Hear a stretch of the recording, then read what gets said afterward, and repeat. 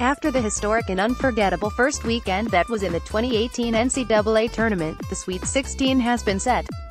Not only did we see the first ever 16-over-1 upset in the men's tournament, but also early losses for several top seeds, and, for the first time since the tournament began its seeding system in 1979, there is a region with no top 4 seeds in the Sweet 16, with parity alive and thriving during this particular edition of March Madness. The chances of a top team like Villanova or Duke seem more likely.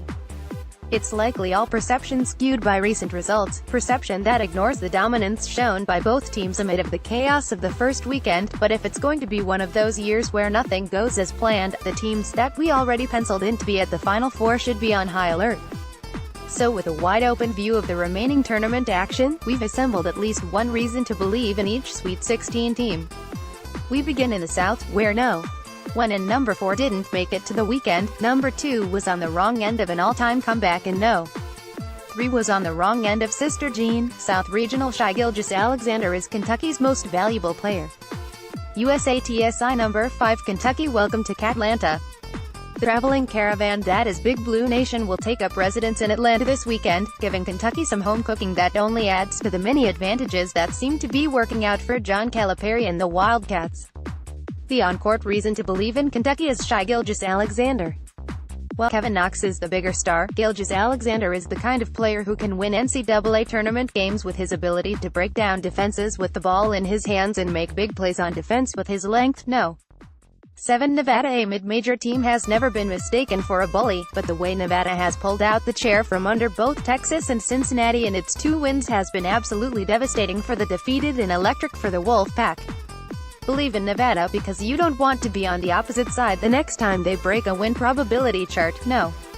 9 Kansas State believe in Kansas State because the Wildcats are battle-tested.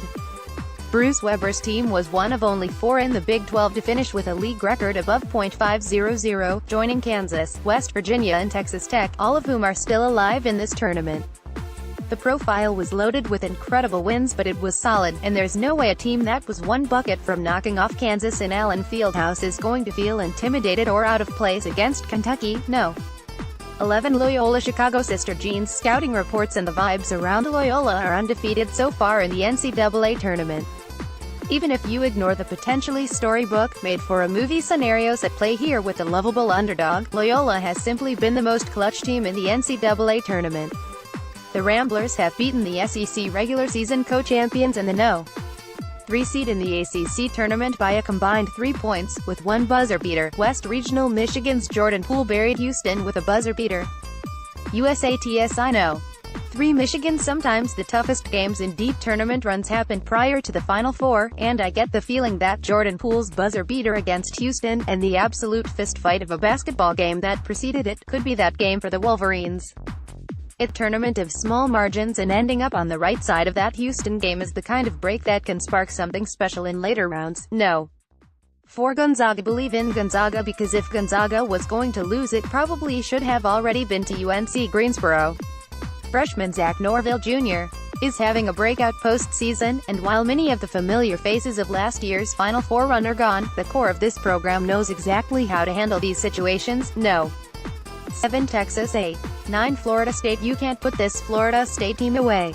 The thing that makes Leonard Hamilton's 2018 team so dangerous is its depth and versatility, with enough boss and athleticism to pester teams, like FSU did on Sunday, to beat Xavier, with full court pressure and running the fast break on nearly every opportunity.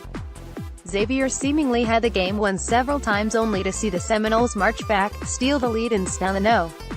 1 seed in the second round. East Regional Jay Wright always has Villanova playing sharp basketball. USATSI number 1 Villanova. Not every national champion has to conquer all of the bosses to beat the game. Sometimes the bracket breaks your way, and just being the best remaining team is the accomplishment needed to cut down the nets.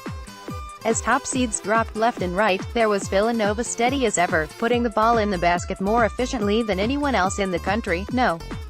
2 Purdue. If Purdue was going to be truly derailed by the loss of big man Isaac Haas, it was probably going to happen against a scrappy Butler team on Sunday.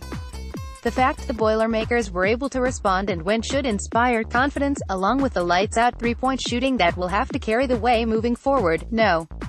3 Texas Tech. Kenan freaking Evans. He could be the Kemba Walker figure of this year's tournament. Texas Tech's defense will break the will of the opposition, and Evans, a senior and one of the best players in